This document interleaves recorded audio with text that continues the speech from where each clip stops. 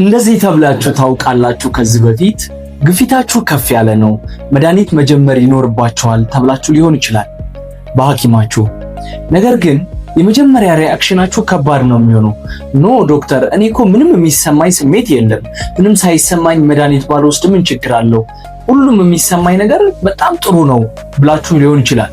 ወይም በመጀመሪያ ሪአክሽናችሁ መድኃኒት መጀመር ከዚህ በፊት ከሰማችኋቸው መረጃዎች አንፃር የድንጋጤ ስሜትን ፈጥሮባችሁ ሊሆን ይችላል። ነገር ግን ግፊት እያለባችሁ እንደዚህ አይነት መልስ መልሳችሁ የምታውቁ ሰዎች ይሄ ቪዲዮ ለእናንተ ነው የሚሆነው። በዛሬ ቪዲዮ 4 ወሳኝ የሆኑ ጉዳዮች ላይ በዚህ ርዕስ እንነጋገራለን። የመጀመሪያው የሚሆነው ለምንድን ነው አብዛኛው ታካሚዎች መድኃኒት ለመጀመር ሬዚስት የሚያደርጉት? መድኃኒት መጀመር አልፈልግም፣ የግፊት መድኃኒት መጀመር አልፈልግም የሚሉት ለምንድን ነው? እንደዚሁም መድኃኒት ሳንጀምር በአኗኗር ዘይቤያችንን በመቀየር በቂ የሚሆነው መቼ ነው? ያለ መድኃኒት ግፊትን መቆጣጠር የምንችለው መቼ ነው? እስከ መቼ ድረስስ መታገስ አለብን? እንደዚሁም ግዴታ መድኃኒት መውሰድ ያለብን መቼ ነው? በቀጥታ የአኗኗር ዘይቤያችን ብቻ ሳይሆን መድኃኒት መጀመር ያለብን ግዴታ የሚሆነው መቼ ነው? እንዲሁም መድኃኒትን ማዘግየት የአኗኗር ዘይቤን የተከተልን ነው የምንቀጥለው፣ መድኃኒት መውሰድ አንፈልግም የሚሉ ሰዎች ነገር ግን መውሰድ እያለባቸው በሕክምናው ባይወስዱና መዘግየት ቢኖር ወይም ደግሞ ሳይወስዱ ቢቆዩ ምን ሊፈጠር ይችላል? እነዚህን 4 ጉዳዮች ጠለቅ ባለ ሁኔታ ሳይንሳዊ በሆነ መንገድ አብራራላችኋለሁ። ከዛ በፊት ግፊት ማለት ምን ማለት ነው፣ የደም ግፊታችሁ ጨምሯል ስትባሉ ምን ማለት ነው የሚለውን የተወሰነ ላስረዳችሁ። የደም ግፊት የምንለው በደም ስራችን ያለው የግፊት መጠን ከፍ ያለ ሲሆን ማለት ነው። ይሄ ኖርማል የሚባለው የደም ግፊት ብዙ ጊዜ 120 በ80 ላይ ያረፈና ከዛ በታች ሲሆን ነው። ነገር ግን የላይኛው የደም ግፊት ከ120 በላይ እየሆነ ሲመጣ፣ የታችኛው ደግሞ ከ80 በላይ እየሆነ ሲመጣ የግፊት ባህሪ እየጀመረ ነው ወይም ግፊት አለ እንላለን። ይሄ ግን የራሱ የሆነ ደረጃ 1 ግሬድ 1 የምንለው ግሬድ 2 የምንለው እንደዚሁ ኢመርጀንሲ ወይም አርጀንት የምንለው ደግሞ የግፊት አይነቶች አሉ። ስለዚህ እንዳጠቃላይ ግፊት አለ የምንለው የመጀመሪያው የላይኛው የደም ግፊት 140 እና ከዛ በላይ ሲሆን የታችኛው ደግሞ 90 እና ከዛ በላይ ሲሆን ይሄን 140 በ90 እንለዋለን። ከ140 በ90 እና ከዛ በላይ ከሆነ ግፊት አለ የሚል ስም እንሰጣለን። ነገር ግን ማወቅ ያለባችሁ ነገር ይሄ የራሱ የሆነ መቼ ነው የተለካው፣ እንዴት ነው የተለካው፣ ምን ያክል ጊዜ ተለክቷል የሚሉ የማረጋገጫ ወይም ትክክለኛ ግፊት ብሎ ሰው ላይ ታካሚዎቻችን ላይ ዲያግኖስ ለማድረግ ግን የምንወስዳቸው ሜጀሮች አሉ እንጂ እንደው አንዴ እንደተለካ 140 በ90 ስለሆነ ግፊት አለው ማለት ግን አይደለም። እነዛን ሁሉ ነገሮች አልፎ በትክክለኛው ግፊት አለ የተባለ ሰው 140 በ90 በላይ አለ የተባለ ሰው ነው አሁን የምናወራው። እንግዲህ መጥፎ የሚባለው ነገር ምንድነው ካላችሁ ግፊት በጣም አደገኛና በዝምታ የሚገል ወይም ዘ ሳይለንት ኪለር የምንለው። ይሄም የምንልበት ምክንያት ብዙ ጊዜ ግፊት የራሱ የሆነ ምልክት የለው። ስለዚህ ሰዎች በጣም ጥሩ ስሜት ይሰማኛል፣ ምንም አይነት ስሜት እኮ አይሰማኝም የሚሉትም ለዛ ነው። ግፊት አላቸው፣ በተደጋጋሚ ሲለኩ የደም ግፊታቸው ከፍ ያለ ነው። ነገር ግን ምንም አይነት ምልክት አያሳይም ማለት ግፊት ሰውነታችን ላይ ጉዳት እያመጣ አይደለም ማለት አይደለም። በጊዜ ሂደት ውስጥ ይሄ ከፍ ያለ የደም ግፊት መጠን ሰውነታችን አዳፕት እያደረገው ቢቀጥልም እንኳን ጭንቅላታችን ላይ እንደ ስትሮክ፣ ልብ ላይ የልብ አታክ ወይም ጡንቻ ማበጥ፣ የልብ ጡንቻ ማበጥ፣ ሌሎች የደም ስሮችን መጉዳት፣ የአይን መታወር ወይም አይን ላይ ጉዳት ማድረስ፣ ኩላሊት ላይ ጉዳት ማድረስ፣ እነዚህ የሰውነታችን ኦርጋኖች ላይ ጉዳት ማምጣት ሲጀምር አደገኛ ይሆናል። እንግዲህ ታዲያ ለምንድን ነው ግፊት አለባችሁ እየተባሉ ያሉ ሰዎች ወይም ታካሚዎች እነዚህ ሁሉ ጉዳት እንዳለ እየነገርናቸው በተደጋጋሚ የግፊት መድኃኒት ለመጀመር ሄዚቴት ያደርጋሉ፣ ደስተኛ አይደሉም? አዎ ልክ ናቸው። እነዚህ 5 አሁን የምንነግራችሁ በተደጋጋሚ ታካሚዎች እምቢ የሚሉባቸው ምክንያቶች ወይም መድኃኒት መጀመር የማይፈልጉባቸው ምክንያቶች ናቸው። እነዚህ በጥናት የተረጋገጡ ብዙ ታካሚዎች ላይ ተሰብስበው ምክንያት ናቸው የተባሉ ናቸው። የመጀመሪያው ጥሩ ስሜት ይሰማኛል። ይሄም ግፊት ምልክት አለማሳየቱ። አሁን ብዙ በሽታዎች አጣዳፊ ሆነው ስለሚመጡ ታካሚዎች ካላቸው ስሜት መጎዳት አንፃር ድንገተኛ ክፍል ላይ መጥተው መድኃኒት ጀምሩ ቢባሉ ይጀምራሉ። ግፊት ግን ምልክቱ ወዲያውኑ የሚሳይ ነገር ስላልሆነ ግፊት አለባችሁ ስንላቸው እኔ ግን ጥሩ ስሜት ይሰማኛል ስለዚህ መድኃኒት መውሰድ አልፈልግም ብለው ለመዘግየት ምክንያት ሊሆን ይችላል። ሁለተኛው ደግሞ የተቀመጠው ምንድነው? መድኃኒት ላይ ለህይወቴ ሙሉ ዘመን መድኃኒት ላይ ማሳለፍ አልፈልግም። በጣም ልክ ናቸው። ብዙ ሰው መድኃኒት ላይ ማሳለፍ አይፈልግም፣ ጥሩ ስሜት አይሰማም። ነገር ግን ይሄ ሁለተኛው ምክንያታቸው። ሶስተኛው ደግሞ መድኃኒት የሚወስዱ ሌሎች ሰዎችን ይጠይቁና አረ የግፊት መድኃኒት እየወሰዱ የጎንዮሽ ጉዳቶች አሉ፣ ሳል የሚመጣባቸው፣ ጨጓራቸውን የሚረብሻቸው፣ የእግር እብጠት የሚመጣባቸው፣ ይሄ የግፊት መድኃኒት ከጀመርኩ በኋላ ነው ይሄ ችግር የመጣብኝ ብለው ስለሚያስቡ ነው። ስለዚህ የጎንዮሽ ጉዳቱን በመፍራት መድኃኒት መጀመር አይፈልጉም። አራተኞቹ ደግሞ ምንድነው? አይ የባህል መድኃኒት መጀመሪያ ልሞክር፣ ግፊት አዋቂ አሉ እነሱ ጋር ሄጄ መጀመሪያ እነሱ ልሞክር ብለው ደግሞ የሚያስቡ ሰዎችም አሉ። ሌላኛውና አምስተኛው ደግሞ ምንድነው? በራሱ ሊወርድ ይችላል። አይ ይሄ እኮ የመጣው በቅርቡ ስትረስ ላይ ሆኜ ነው፣ አይ ቡና እየጠጣሁ የሆነ ነገር እያረኩ ነው ብለው ለግፊታቸው መነሻ የሆነ ምክንያት ይሰጡትና ለማዘግየት ምን ይላሉ? አይ በራሱ ይስተካከላል ብለው ያስባሉ። እነዚህ አምስቶቹ ብዙ ታካሚዎች የሚመልሷቸው መልሶች ናቸው።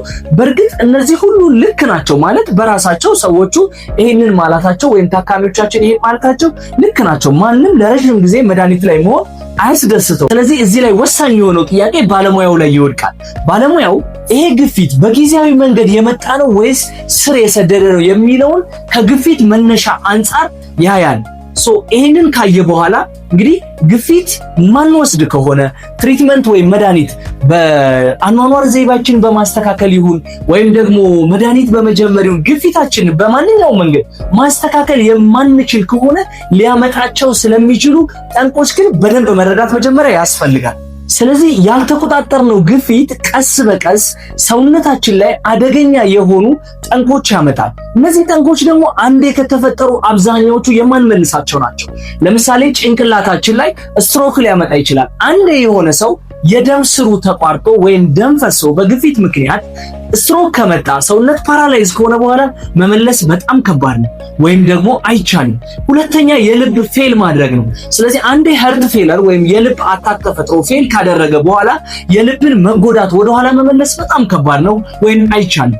ኩላሊትም ላይ ልክ እንደዛው አይን አንዴ ከጠፋ በኋላ በደም ስር መፍሰስ ምክንያት ወይም መፈንዳት ምክንያት አይን ከጠፋ በኋላ መመለስ እንደዛው በጣም አዳጋች ነው። ስለዚህ ይሄንን መድኃኒት አልጀምርም ወይም ሕክምና አልጀምርም የሚል ሰው ይሄንን በደንብ ታሳቢ ማድረግ መቻል አለብን። ታዲያ መቼ ነው አይ መድኃኒት ሳልጀምር ከወዲሁ የአኗኗር ዘይቤን በማስተካከል መድኃኒቱን ሳልጀምር መቆየት እፈልጋለሁ ማስተካከል እችላለሁ የሚል ሰው ምን ማድረግ አለበት? የግፊት በሽታ ያለበት ሁሉ ወይም የደም ግፊቱ ከፍ ያለበት ሰው ሁሉ ቀጥታ መድኃኒት ይጀምራል ማለት አይደለም። የአኗኗር ዘይቤን ማስተካከል ጊዜ የምንሰጥበት እድል የምንሰጥበት ጊዜ አለ።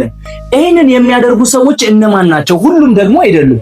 ቀጥታ መድኃኒት መጀመር ያለባቸውም ሰዎች ስላሉ ይሄንን ማድረግ ያለባቸው ሰዎች እነዚህ አራት። አንደኛው ግፊታቸው በጣም ከፍተኛ ካልሆነ በተለይ ግሬድ 1 የምንለው ከ140 እስከ 160 ባለው ውስጥ ወይ 159 ባለበት ውስጥ የግሬድ 1 የሲስቶሊክ ብለድ ፕሬሸራቸው ያለበት፣ የዳያስቶሊክ ወይም የታችኛው የደም ግፊታቸው ደግሞ እስከ 100 ድረስ ከ90 እስከ 100 ባለበት ውስጥ ያሉ ሰዎች በላይፍ ስታይል ሞዲፊኬሽን ማሳለፍ ይችላሉ ወይም ደግሞ ማስተካከል ይችላሉ መድኃኒት ሳይጀምሩ።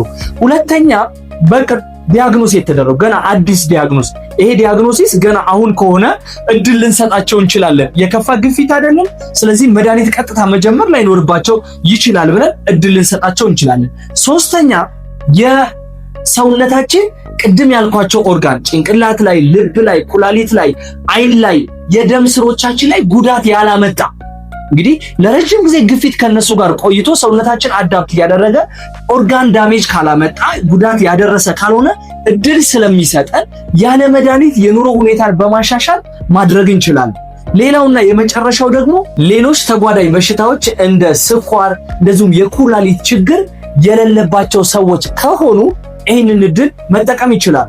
የአኗኗር ዘይቤን መቀየር ስንል ምን ማለት ነው ካልን ጨው መቀነስ አለባቸው። በጣም ኢምፖርታንት። በተለይ እኛ ሀገር ኢትዮጵያውያኖች ላይ ምግቦቻችን በሙሉ በቅመምና ጨው የበዛበት ምግብ እንጠቀማለን ለማጣፈጥ። ምክንያቱም ስፓይስ ፉድ ነው ብዙ ጊዜ የምንጠቀመው። ስለዚህ ምግቦቻችን ላይ ጨው መቀነስ ከተቻለ ማቆም ካልሆነ ግን አትሊስት በቅመሞች ውስጥ ያለውን ጨው ብቻ መጠቀም ሽሮ ላይ በርበሬ ላይ የምንጨምረውን ብቻ በቂ ነው ብለን መለካት ስለማንችል በቀን የጨው መጠን የምንጠቀምበትን በሱ ጨውን ሙሉ ለሙሉ ወደ ማቆምና መቀነስ መድረስ ይኖርባቸዋል።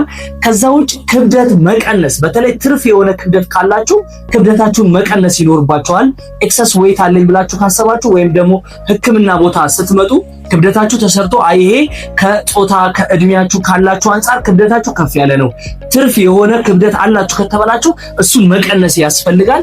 ሌላኛው ኤክሰርሳይዝ መስራት ነው። ስለዚህ እንግዲህ በየቀኑ ቢያንስ ለ30 ደቂቃ የሚሆን ኤክሰርሳይዝ መስራት፣ ዎኪንግ ጆኪንግ ማድረግና ኤክሰርሳይዝ መስራት ያስፈልጋል። ሲጋራ የሚያጨስ ከሆነ ሲጋራ ሙሉ ለሙሉ ማቆም ይኖርብናል።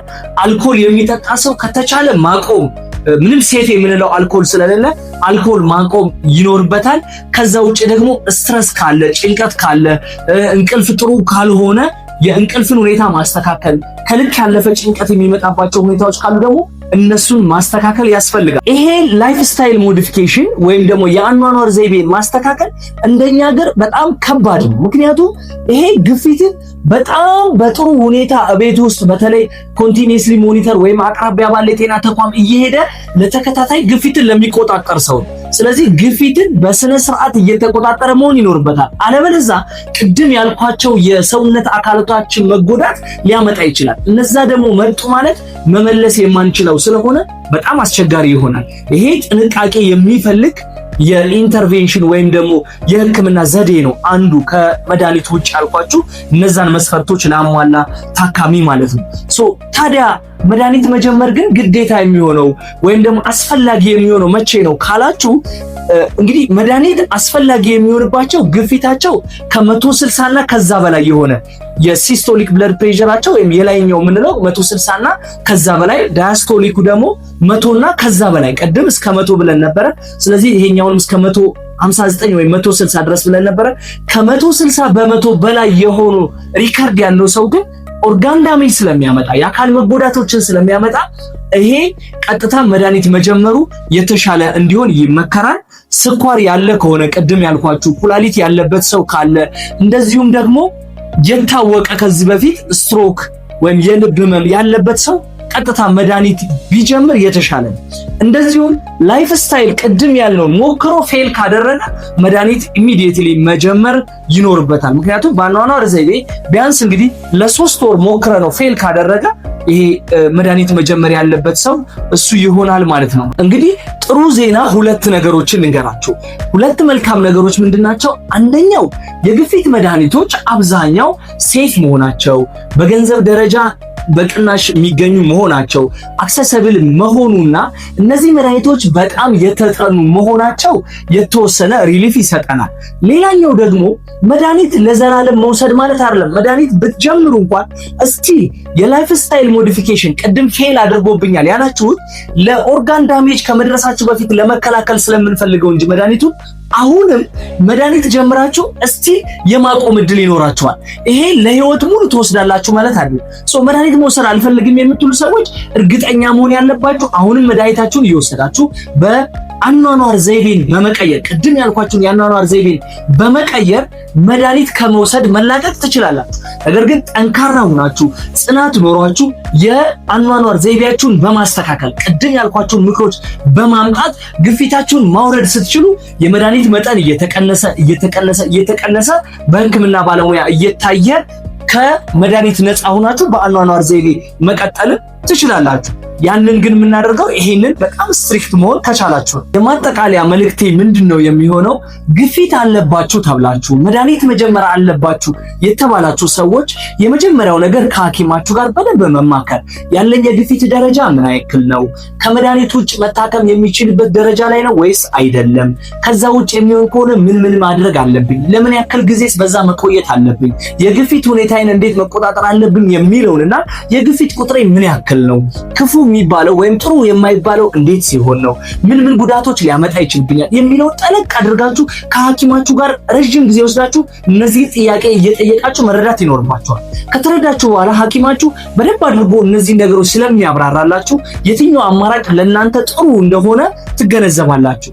አለበለዚያ ግን መድኃኒት አልወስድም ብላችሁ የአኗኗር ዘይቤንም አልቀይርም ብላችሁ የምትቀጥሉ ከሆነ ግን በኋላ የሚመጣው ምልክት ስለማይኖረው ከፍተኛ የሆነ ግፊት ደርሶ ሰውነታችሁ ላይ ጉዳት ካመጣ በኋላ መመለስ የማትችሉት ጸጸት ውስጥ ትገባላችሁ። እሱ ከመሆኑ በፊት ግን ከባለሙያ ጋር በደንብ መማከርና ጉዳት ከመምጣቱ በፊት የትኛው አማራጭ ለእናንተ ጥሩ ነው የሚለውን መከተል ተገቢ ነው ብዬ አስባለሁ። ስላዳመጣችሁኝ አመሰግናለሁ። ይሄ ቪዲዮ ለኔም ማበረታቻ እንዲሆነ በበጎነት ለብዙዎች እንዲደርስ ሼር እንድታደርጉልኝ፣ እንደዚሁም እናንተ ከወደዳችሁት ላይክ እንድታደርጉና የኔ ቤተሰብ ካልሆናችሁ ሰብስክራይብ በማድረግ ቻናሌን በመቀላቀል ቤተሰብ እንድትሆኑና እንደዚህ አይነት ጠቃሚ የሆኑ መረጃዎች እንዲደርሷችሁ ይሁን። በዚህ ቪዲዮ ላይ ወይም ደግሞ ሌሎች እንድሰራላችሁ በምታስቧቸው ርዕሶች ላይ ሐሳብ አስተያየት ካላችሁ ደግሞ ኮሜንት ሴክሽን ላይ አስቀምጡልኝ። እስከዛው ቸር ቆዩ።